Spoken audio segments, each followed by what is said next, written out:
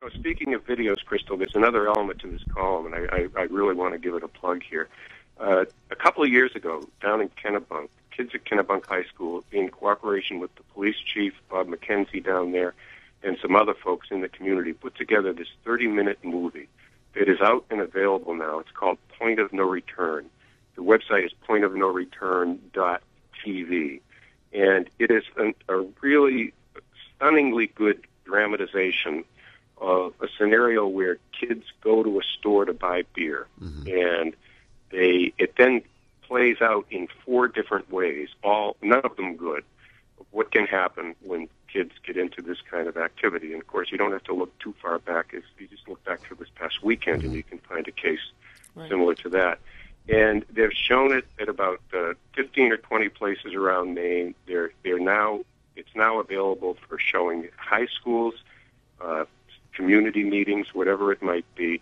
If you go to Point of No Return, one word, .tv, you can get the details on how to get your hands on this movie. It was produced by a group called Video Creations down in Kennebunk that pretty much did it gratis. And Bob McKenzie tells me that they put in upwards of $50,000 to produce this film. So you talk about a community stepping up and doing something for its kids. I can't think of a better example than this. And I think every community in Maine can benefit from this video. And I think, a lot of times when kids are getting ready to look at these things, view them for the first time, it's, always thought of as, it's just another, general run-of-the-mill attempt for, the adults to do this. But I thought your framing of what happened with Chief McKenzie from the right before this movie was shown to about 10 minutes in was interesting. Tell that story. Yeah. Well, he said, because they showed it, the first audience was the student body at Kennebunk High School. They brought all the kids into the gym. They put the film on, and at that time, the kids who were the actors, they were from the theater club at the school. They're all in the audience. They're still going to school there. So, of course, these kids' faces pop up on the screen, and there's a lot of hooting and hollering and, joking around, and what you'd expect. I mean, they're their friends. And Bob tells me that 10 minutes into this, it was total silence. And when the movie ended, he said you could hear a pin drop.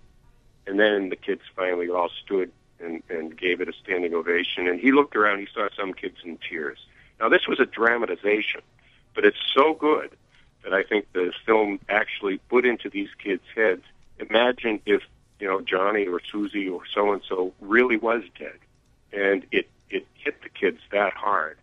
So, and he said, since it's been shown in other locations, the reaction has been the same. There's something about this movie, this video, that sets it apart from some of the others that we've seen in the past. I think it's just the quality of the production that really gets kids' attention and really makes them think.